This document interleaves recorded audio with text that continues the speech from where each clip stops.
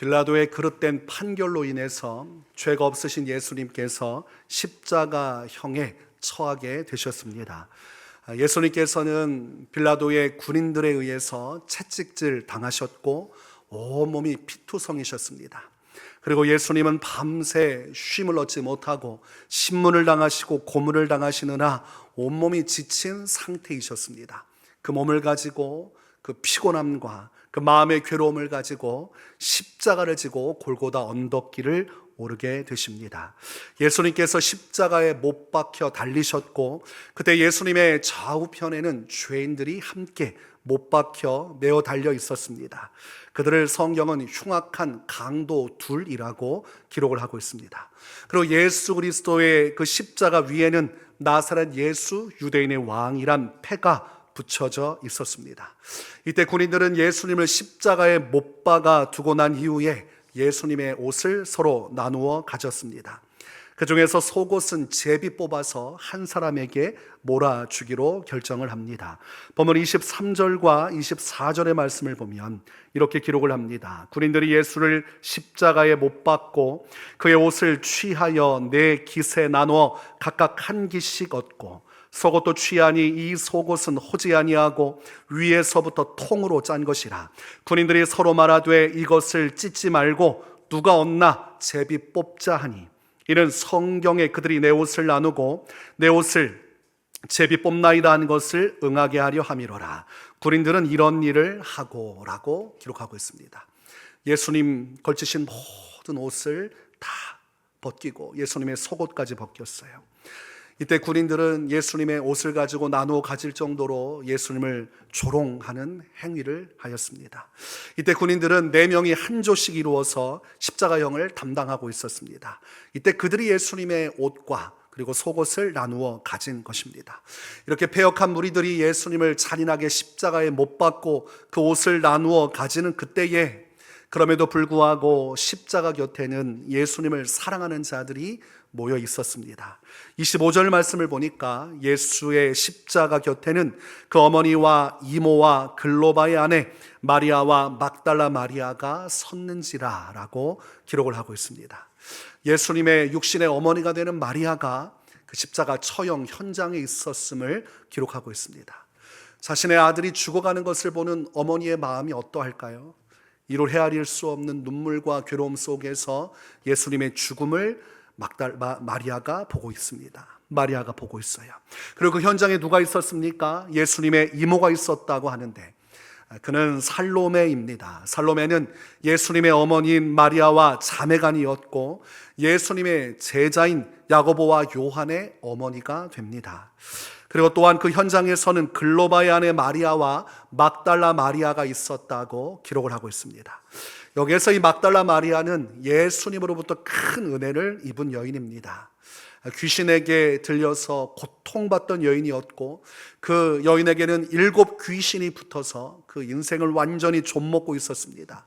정상적인 삶을 살지 못하도록 귀신이 강력하게 역사해서 인생이 완전히 망가진 여인이었는데 예수님을 만났고 예수님께서 귀신을 쫓아내어 주심으로 이 막달라 마리아는 자유를 얻게 되었습니다. 영적 자유를 얻을 뿐만이 아니라 예수 그리스도를 만남으로 하나님의 영광된 구원에 참여하게 되었습니다. 누가복음 8장 2절에서 또한 악귀를 쫓아내심과 병고침을 받은 어떤 여자들 곧 7 귀신이 나간 자 막달라인이라 하는 마리아와 라고 기록하고 있습니다. 예수님께 얼마나 많은 은혜를 얻었습니까?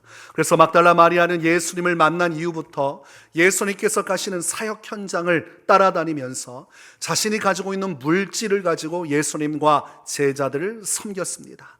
예수님과 함께했던 여인들 중에 한 명이 이 막달라 마리아였고 예수님께서 고통받는 십자가 앞에서 그 마지막을 함께한 여인이 또한 막달라 마리아였습니다. 예수님께서는 지금 십자가에 못 박혀 고통을 받고 있는 중이십니다. 아직 숨이 끊어지기 전이고 그때 예수님께서 고통 중에서 자신 앞에 있는 사람들을 보셨습니다. 예수님께서 고통 중에 보시고 또 고통받아 하는 예수님을 바라보면서 그 속에서 말로 표현 못할 괴로움의 시간이 흘러가고 있습니다. 그런 고통과 괴로움 속에서도 오늘 예수님께서는 있는 힘을 다해서 아주 중요한 말씀을 하십니다. 26절과 27절에서 이렇게 기록을 합니다. 예수께서 자기 어머니와 사랑하시는 제자가 곁에 서 있는 것을 보시고 자기 어머니께 말씀하시되 여자여 보소서 아들이니이다 하시고, 또 그 제자에게 이르시되 보라 내 어머니라 하신대 그때부터 그 제자가 자기 집에 모시니라. 이 말씀을 기록하고 있습니다. 고통 중에 무슨 정신이 있겠습니까? 여러분들이 아파봐서 아시고 또 고통받아봐서 알지만, 사람이 아프면 남 생각할 시간이 없습니다. 자기에게만 혼통 마음을 쏟을 수밖에 없어요. 그것도 십자가형 최악의 사형수들에게만 내리는, 정말 죽고 싶어도 죽을 수 없는, 피가 다 빠져나가서 생명이 흩어질 때까지 그 안에서 무궁한 고통을 받도록 사람이 만들어낸 극악한 처형을 받으시면서, 지금 예수님은 자신이 할 수 있는 최선을 다해서 아주 중요한 말씀을 하고 계시는 것이지요. 26절에서는 십자가 곁에 있었던 한 사람을 기록하고 있고, 그 사람에 대해서 사랑하시는 제자라고 기록을 하고 있습니다. 요한복음 13장 23절의 말씀을 보면 이 사랑하시는 제자에 대해서 말씀을 하고 있습니다. 예수의 제자 중 하나 곧 그가 사랑하시는 자가 예수의 품에 의지하여 누웠는지라, 이렇게 되어 있습니다. 예수님의 제자 중에 한 명이 바로 이 사랑하는 자라는 것을 알 수 있어요. 그 사랑하는 자는 예수 그리스도의 품 안에서 안기어 누워있을 정도로 예수님 가까이에 있었던 사람, 예수님을 사랑했고 예수님과의 그 품 안에서 사랑을 나누었던 아주 예수님께서 귀하게 여기신 제자 중에 한 사람임을 알 수 있습니다. 그 사람은 바로 사도 요한이었습니다. 지금 예수님께서 죽어가시는 그 현장에 제자 중 사도 요한이 함께하고 있었습니다. 예수님의 이모 살로메의 아들인 야고보와 요한 중에 요한이 예수님의 십자가 곁을 지키고 있습니다. 그때 예수님은 자신의 어머니 마리아를 바라보면서 여자여 보소서 아들이니이다, 이렇게 말씀하셔요. 여기서 말씀하시는 보소서 아들이니이다 하는 것은 지금 십자가에 못 박힌 예수님을 가리키는 것이 아니라 자신의 제자 요한을 가리키는 것입니다. 어머니, 이제 어머니 아들은 이 사도 요한입니다. 그리고 요한을 바라보면서 말씀하시기를 보라 내 어머니라. 요한아, 이제 너의 어머니로 섬겨야 한다. 예수님께서는 자신의 육신의 어머니와 이제 헤어져야 돼요. 어머니가 앞에서 울고 있는 모습을 보면서 예수님의 마음도 너무 괴롭습니다. 이제 어머니와 헤어지면 어머니를 누가 돌본단 말인가? 그래도 믿을 만한 제자 요한, 예수님의 곁을 지키고 있는 요한이라면 자신의 가족보다도 더 자신의 어머니를 살펴주실 것이라 예수님은 생각하셨고, 이제 어머니로 삼고 지극정성으로 잘 보살피라고 말씀하시는 것입니다. 우리가 성경 말씀을 보면 이 야고보와 요한은 베드로와 함께 예수님 곁에 항상 가까이 있었던 제자들입니다. 예수님께서 회당장의 집에 들어가셔서 죽은 회당장의 딸을 살리실 때, 그때 그곳에 이들이 함께하고 있었습니다. 그리고 예수님께서 높은 산에 올라가셔서 변형되시고 옷에서 광채가 나실 때, 신적인 영광을 드러내실 때 그 현장에 이들이 함께하고 있었습니다. 또한 겟세마네 동산에서 슬퍼하며 괴로워 기도하실 때에도 그곳 가까운 곳에 이 베드로, 야고보, 요한이 있었습니다. 그들 중에서 야고보와 요한 형제에게 예수님은 보아너게라는 별명을 지어주셨습니다. 보아너게는 우레의 아들이란 뜻입니다. 이들이 어부였고 베드로와 함께 고기를 잡던 자들로서 성격이 억세고 강한 것을 예수님은 아셨어요. 그들의 단단하고 굳건한 성격을 보셨습니다. 그들의 하나님을 향한 뜨거운 열정을 보셨어요. 그래서 그들을 보아너게 이렇게 별명을 붙여주셨습니다. 그들은 그 뜨거운 열정으로 예수님 곁에 함께 있었고, 이 사도 요한은 마지막까지 예수님 곁을 충성으로 지키며 예수님의 마지막을 함께하고 있는 것이요, 그러므로 그에게 자신의 어머니 마리아를 믿고 맡기고 있는 장면입니다. 우리가 성경 말씀을 보면 예수님은 제자들을 사랑하셨다고 되어 있어요.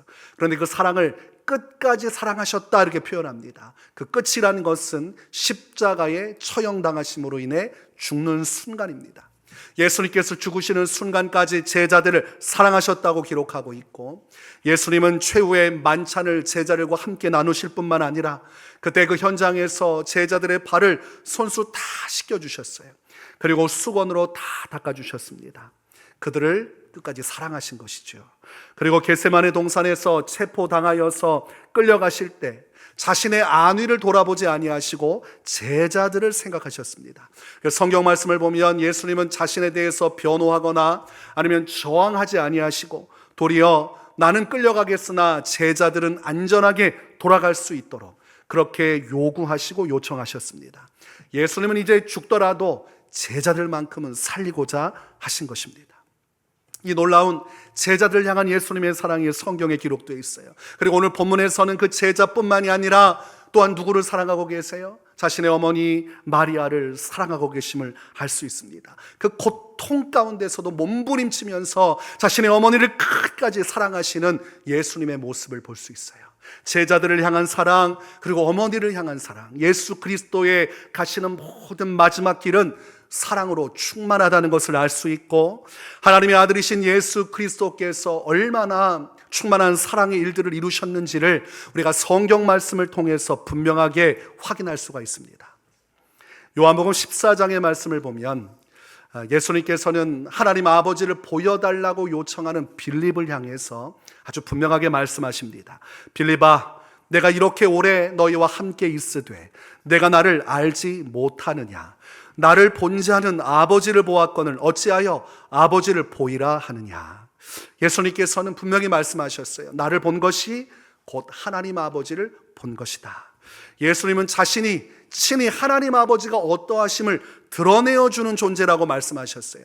그러므로 예수님을 통해서 보이지 않는 하나님을 볼 수 있다고 하셨고, 예수님을 통해 보게 되는 것은 하나님의 사랑입니다. 예수님의 사랑하심을 통해 우리는 하나님이 얼마나 사랑이 많으신 분인지를 깨달아 알 수가 있습니다. 요한일서 4장 8절과 9절에서 이렇게 말씀합니다. 사랑하지 아니하는 자는 하나님을 알지 못하나니 이는 하나님은 사랑이심이라. 하나님의 사랑이 우리에게 이렇게 나타난 바 되었으니 하나님이 자기의 독생자를 세상에 보내심은 그로 말미암아 우리를 살리려 하심이라.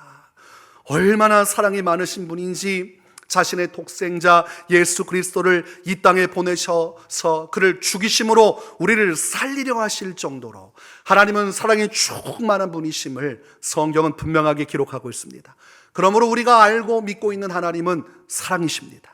예수 그리스도의 모습 속에서 그분의 사랑하심을 통해서 우리는 위대하신 하나님 아버지의 사랑을 온전히 경험할 수가 있는 것입니다. 이 사랑은 제자들만을 향한 사랑이 아닙니다. 그리고 육신의 어머니인 마리아만을 위한 사랑이 아니에요. 이 사랑은 이 땅에 존재하는 모든 죄인들을 위한 사랑이고, 수많은 죄인들이 멸망에 처하지 않도록 사랑하사 기꺼이 자신의 생명까지 내어주신 사랑입니다. 그리고 이 사랑은 오늘을 살아가는 우리를 향한 사랑이고, 우리 자신, 나 자신을 위한 사랑이요, 나를 사랑하사 나를 위하여 자기 자신을 버리신 예수 그리스도의 사랑이 이 십자가상에서 그대로 드러나 확증되어진 것입니다.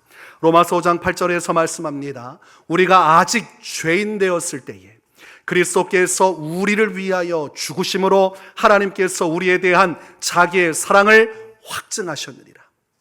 하나님께서 얼마나 우리를 사랑하는지 예수님의 십자가 죽으심이 확증하여 드러냈고, 누구도 그 사랑을 보면서 부정할 수 없도록 하나님께서 확실하게 인을 치시고 우리에게 보여주셨다라는 것입니다. 하늘에 계시던 하나님의 아들이신 예수 그리스도께서 왜 성육신하셔서 이 땅에 오셨는가? 왜 그 고난과 죽음의 길로 가셨는가? 성경은 사랑으로 해석해 주는 거예요. 사랑하셨기에 그 사랑으로 말미암아 그 사랑을 나타내시려 그분이 지금 십자가 고난과 죽음의 길로 가고 있다고 말씀하고 있습니다. 여러분, 얼마나 사랑하면 자기 목숨을 내어줄 수 있을까요? 도대체 어느 정도의 사랑을 해야 하나밖에 없는 내 생명, 이 생명 너무나 귀한데 이것을 내어줄 수 있습니까? 예수님은 우리를 친구라고 불러주셨습니다. 요한복음 15장 14절에서 너희는 내가 명하는 대로 행하면 곧 나의 친구라.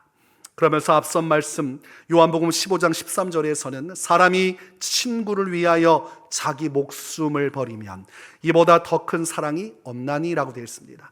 친구 간에서 해줄 수 있는 가장 큰 사랑은 자기 목숨을 주는 것이라고 하셨어요. 그러므로 우리를 친구라 부르시고 우리에게 자신의 목숨을 내어 주셨기에 예수님은 친구로서 할 수 있는 가장 큰 사랑을 우리에게 부어주셨다고 말씀하고 있습니다. 이 사랑을 우리가 지금 누리고 있는 것입니다. 예수님의 사랑보다, 그리고 예수 그리스도를 통해 드러난 하나님의 사랑보다 더 큰 사랑은 이 세상에서 존재하지 않습니다. 바울은 이 놀라운 사랑을 깊이 깨닫고 믿은 사람이고 자기 일생 전체를 통해서 온전히 경험한 사람이에요. 그래서 그는 하나님의 사랑, 예수 그리스도의 사랑을 확신하면서 살아갔습니다. 로마서 8장 38절과 39절에서 내가 확신하노니 사망이나 생명이나 천사들이나 권세자들이나 현재일이나 장래일이나 능력이나 높음이나 깊음이나 다른 어떤 피조물이라도 우리를 우리 주 그리스도 예수 안에 있는 하나님의 사랑에서 끊을 수 없으리라. 지금 굉장히 중요한 말씀을 하고 있습니다. 바울이 바라본 하나님의 사랑, 그가 일평생 고난받으면서 죽음의 길로 들어갈 수 있었던 그 모든 이유가 되는 그 하나님의 사랑은 끊어지지 않는 사랑이라고 말씀합니다. 이 사랑은 어떤 존재에 의해서도 끊어지지 아니하고 어떤 상황에 의해서도 끊어지지 않은 절대적인 사랑, 완전한 사랑이라고 지금 바울은 설명을 하고 있습니다. 그 끊어지지 않는 영원하고도 완전한 사랑이 오늘 우리에게 예수 그리스도 안에서 주어졌고 우리가 예수 그리스도를 믿음으로 바라봄으로 말미암아 이 놀라운 사랑 안에 거하여 지금 오늘을 살아가고 있고 영원히 끊어지지 않은 사랑의 줄을 붙들고 우리는 지금 저 영원한 하나님 나라 약속을 향해서 나아가고 있는 것입니다. 이 줄이 끊어진다면 우리는 곧 가다가 길을 잃고 헤매다가 영원한 멸망에 처할 것입니다. 하나님의 사랑이 변질된다면, 하나님의 사랑이 어떤 존재와 상황에 의하여 변경될 수 있는 것이라면 우리는 가다가 길을 잃어버릴 것입니다. 그러나 하나님께서 예수 그리스도를 통해 주신 사랑은 끊어지지 않는 사랑, 온전하고 완전한 사랑이니 영원한 것이죠. 우리가 그 사랑 붙들고 가면 우리는 안전하게 저 영원한 생명의 나라에 온전히 들어갈 수 있는 것입니다. 오늘 본문 28절에서 30절에 이렇게 말씀을 합니다. 그 후에 예수께서 모든 일이 이미 이루어진 줄 아시고 성경을 응하게 하려 하사 이르시되 내가 목마르다 하시니 거기 신포도주가 가득히 담긴 그릇이 있는지라. 사람들이 신포도주를 적신 해면을 우슬초에 매어 예수의 입에 대니 예수께서 신포도주를 받으신 후에 이르시되 다 이루었다 하시고 머리를 숙이니 영원히 떠나가시니라. 예수님께서 십자가에서 고통당하시고 괴로워하시다가 목마르다고 말씀하셨어요. 그것을 사람들이 들었습니다. 그래서 포도주를 해면에 적셔서 우슬초에 메어서 예수님의 입에 대었지만 결국 예수님은 십자가상에서 돌아가셨습니다. 예수님께서 죽으시면서 하신 말씀을 오늘 본문에서는 기록하고 있어요. 다 이루었다. 다 이루었다는 것은 목적을 달성했다는 것입니다. 예수님께서 이 땅에 오신 목적, 예수님께서 이 땅에서 태어나시고 자라나시고 성인이 되셔서 지금 이 십자가의 죽으심으로 말미암아 그 모든 것을 다 이루었다고 말씀하세요. 그러므로 예수님의 어린 시절도, 그리고 예수님의 청소년 시절도, 예수님의 청년과 장년 시절도 모두 이때 십자가에서 죽으시기 위한 것이고 십자가에서 자신의 생명을 내어 이루시기 위한 과정이었다는 것을 알 수가 있습니다. 여러분, 어떤 사람이 십자가에서 죽고자 하는 목적을 가지고 태어나겠습니까? 어떤 자녀를 그렇게 키우겠습니까? 어떤 자가 어린 시절, 청소년 시절, 그리고 청년과 장년 시절을 지나서 비참한 죽음을 맞이하기 위해 그렇게 태어나고 자라고 살아가겠습니까? 만약 그런 삶이라면 우리는 의미 없다고 말할 것입니다. 결국 그렇게 비참하게 죽을 인생이고 결국 죽기 위해 태어났고 그렇게 고통받아 비참한 최후를 맞이하기 위해 어린 시절부터 자라났다면 차라리 태어나지 않는 것이 좋았을 것 같다고 우리는 이야기할 것입니다. 그런데 예수님의 삶이 꼭 그러하셨어요. 예수님은 십자가에서 이렇게 비참하게 죽기 위해 태어났고 그렇게 어린 시절과 유년 시절과 청소년 청년 시절을 거쳐 결국은 장년의 때에 하나님의 뜻 안에서 십자가에서 죽는, 본인이 태어난 이유, 살아가는 이유를 십자가의 죽으심으로 다 이루셨다라고 말씀하고 있습니다. 얼마나 마음이 아픕니까? 마지막 십자가에서 죽는 것이 무엇을 이루는 것이고 무엇을 위해 그렇게 살다가 죽으셔야 했을까? 우리는 이 십자가를 보면서 한없는 아픔을 느끼게 되는 것이죠. 구약시대 하나님은 아브라함에게 아들 이삭을 주셨어요. 아브라함은 하나님 앞에서 약속을 따라 살았고 하나님은 100세가 되는 해에 아들 이삭을 주셨습니다. 여러분, 독자 아들 이삭을 100세에 얻은 아브라함의 마음이 어떠하겠습니까? 여러분이 고생하지 않고 여러 날 10년 20년 기다리지 않고 결혼하자마자 막 애를 낳아도 그 자체만으로 귀하고 소중하지 않습니까? 그런데 그토록 오래도록 기다리고 고대하다가 100세가 되어 낳은 아들이 얼마나 아브라함에게는 큰 의미가 있겠습니까? 자신의 생명과도 같은 아들을 하나님께 선물로 받았고, 그래서 아브라함은 기뻐하고 즐거워했습니다. 그런데 어느 날 하나님께서 아브라함에게 찾아오셔서 그의 독자 이삭을 번제로 바치라고 말씀하셨습니다. 아브라함으로서는 감당하기 어려울 정도의 명령이었어요. 그런데 아브라함은 주의 말씀에 순종하기로 결정을 합니다. 그런데 이것을 아내 사라에게는 말할 수가 없었습니다. 여러분, 사라가 안다고 하면 사라는 제정신이 아닌 채로 아브라함의 길을 눈물로 막을 것입니다. 이것은 안 됩니다. 이것은 있을 수 없습니다. 차라리 나를 번제로 바치게 해달라고 그렇게 하나님께 기도하자고 막았었을 거예요. 아브라함은 그것을 알았기 때문에 사라에게 말하지 않고 묵묵히 아들 이삭을 데리고 번제를 드리기 위해 모리아 산으로 향해 갑니다. 그리고 모리아 산에 도착해서 아들 이삭을 결박을 해요.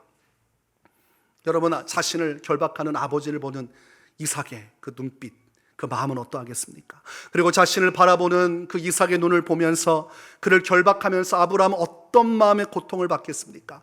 그럼에도 불구하고 아브라함이 가지고 있는 희망은 내가 이삭을 번제로 죽여 하나님께 바치겠으나 하나님께서 반드시 오늘 이 이삭을 살려주실 것을 믿고 오직 믿음으로 아들을 죽이기로 작정을 하게 되죠. 그리고 마음을 정하여서 칼을 들고 아들을 죽이려고 하는 그때 우리가 당연히 기대하고 소망했던 그대로 하나님은 멈추게 하십니다. 아브라함아, 멈추어라. 너희 칼을 내려놓아라. 하나님께서는 절대로 이삭을 죽이도록 허락하지 않으십니다. 하나님께서는 아브라함이 이삭을 죽이면서 고통받기를 원치 않으셨어요. 아들을 죽이는 아비의 아픔과 고통을 너무나도 절실히 아셨고 그 아브라함이 그 비탄과 슬픔을 견디지 못할 그 아픔을, 그 괴로움을 당하는 것을 하나님은 원치 않으셨습니다. 그래서 그저 아브라함의 믿음만 확인하시고 수풀에 뿌리 걸려있는 수당을 보게 하심으로 그 모든 걸 준비하사 아브라함이 아들을 죽이는 고통을 겪지 않고 자신이 앞에 있는 이 수당을 번제로 드려 하나님을 영화롭게 하게만 하셨습니다. 그렇게 아브라함이 아들 죽이는 일을 막으셨던 하나님께서 오늘날 우리를 위해서 자신의 아들 예수 그리스도를 십자가에서 죽이셨습니다. 아들을 잃은 아비의 아픔을 아신 하나님, 그것을 용납할 수 없었던 하나님은 자신에게만큼은 그 아픔과 고통을 스스로 감수하면서까지 예수님을 죽음의 길로 내모셨어요. 그것을 성경은 우리를 향한 사랑이라고 설명합니다. 아들이신 예수 그리스도를 죽이면서까지도 우리를 사랑하셨기에 아브라함에게 허락할 수 없었던 그 아픔과 고통을 하나님께서 친히 담당하시면서 이삭이 고통 중에 죽는 것을 볼 수 없었던 하나님은 그러나 예수 그리스도만은 고통 속에 아버지의 이름을 부르면서 죽을 수밖에 없도록 사지로 몰아내셨어요. 오직 한 가지, 사랑이라는 이름으로 우리를 위하여, 우리를 구원하기 위하여 그 모든 것을 행하셨다고 성경은 말씀을 하고 있습니다. 그래서 이 놀라운 사랑을 경험하고 깨닫는 사람은 이 사랑 앞에서 어떤 확신을 갖냐면 내가 죽었다가 깨어나도 이 사랑은 갚을 수 없겠구나. 내가 아무리 평생을 주를 위해 산다 해도 하나님께서 감수하신 이 놀라운 희생과 그 모든 고통은 내가 다 갚을 수 없겠구나. 그 생각을 하게 되는 것이죠. 마태복음 18장에 보면 예수님께서 10,000달란트 빚진 자의 비유를 말씀하십니다.